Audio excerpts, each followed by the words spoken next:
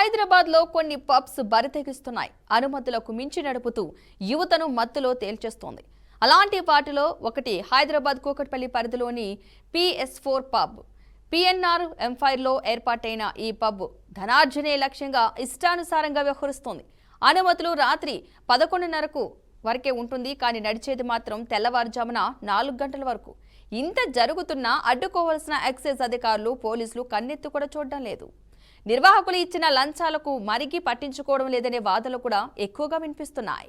Right, ఇదే అంశానికి సంబంధించిన పూర్తి సమాచారాన్ని మా సీనియర్ కరెస్పాండెంట్ రామకృష్ణ మరింత సమాచారం అయితే అందిస్తారు. రామకృష్ణ, చెప్పండి, ఈ అంశానికి సంబంధించిన అప్డేట్స్ ఏంటి? ఏదైతే పద్మ హైదరాబాద్ లో కొన్ని పబ్స్ బరి తెగించాయని చెప్పుకోవచ్చు. అనుమతులు ఒకలాగుంటే నడిపించే విధానం ఒకలాగుంటుంది.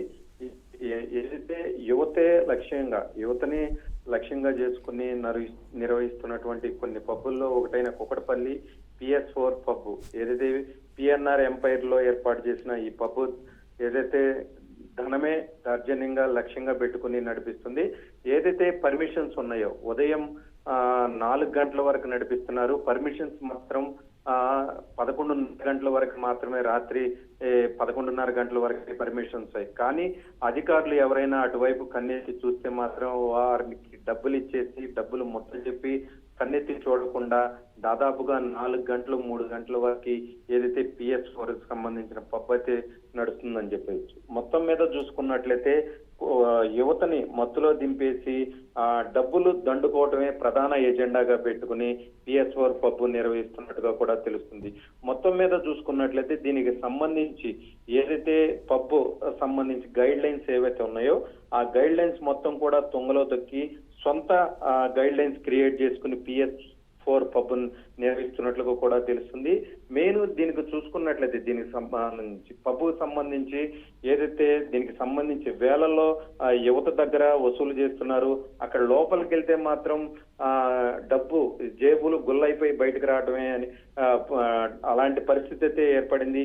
PS4 పబ్బు ఏదైతే ఉందో కూకట్పల్లిలో నిర్వహిస్తున్నటువంటి పబ్బు ఏదైతే యువతని లక్ష్యంగా పెట్టుకుని అక్కడ నిర్వహిస్తున్నటువంటి పబ్బు రూల్స్ ఏవైతే ఉన్నాయో ఆ రూల్స్ మొత్తం కూడా బ్రేక్ చేసి ప్రభుత్వం కూడా చాలా కఠినంగా వ్యవహరిస్తుంది. DGP కూడా చాలా సార్లు ప్రెస్ మీట్ పెట్టి చెప్పాడు. ఏదైతే ఖచ్చితంగా ఆ పబ్బు నిర్వహణ తప్పు కాదు, కానీ ఏదైతే రూల్స్ ఉన్నాయో ఆ రూల్స్ బ్రేక్ చేయకుండా నడిపించుకోవాలి.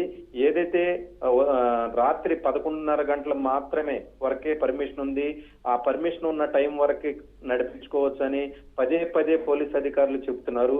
ఎక్సైజ్ అధికారులు కూడా ఎక్కడ పట్టించుకున్న దాఖలు లేదు. దాదాపుగా రాత్రి నుంచి ఏదైతే స్టార్ట్ అయిందో 9 గంటల నుంచి స్టార్ట్ అవుతుంది. ఎర్లీ మార్నింగ్ 4 o'clock 3:30 వరకు కూడా ఈ పబ్బు నిర్వహణ అయితే జరుగుతుంది. ఎవరు న్యూస్ ఏది బయటకు పక్కకుండా ఏదైతే PS4 పబ్బు ఆగడాలైతే మరింతగా పెరిగిపోయి అని కూడా చెప్పుకోవచ్చు పద్మ. అయితే ఇంత జరుగుతున్నా ఎందుకు అధికారులు ఎక్కడికక్కడ కట్టడి చేయలేకపోతున్నారు? చాలా విషయాలు చేస్తున్నామని చెప్పడం, బయటికేమో కొన్ని పబ్స్ దగ్గరికి వెళ్ళి మేము కంట్రోల్ చేస్తున్నామని చెప్తున్నారు, కానీ ఎక్కడ చూసినా సరే ఇలాగే ఎక్కువగా జరుగుతుంది. మరి దీనికి అధికారులు చర్యలు తీసుకోకపోతే కష్టమయ్యే ఏర్పాట్లు. దీనికి సంబంధించి ఏదైతే ఎక్సైజ్ అధికారులు ఉంటారో ఎక్సైజ్ అధికారులు ఖచ్చితంగా తనిఖీలు చేయాలి. ఏదైతే అర్ధరాత్రి తర్వాత నిర్వహిస్తున్నటువంటి పబ్బులకి నోటీసులు జారీ చేయాలి.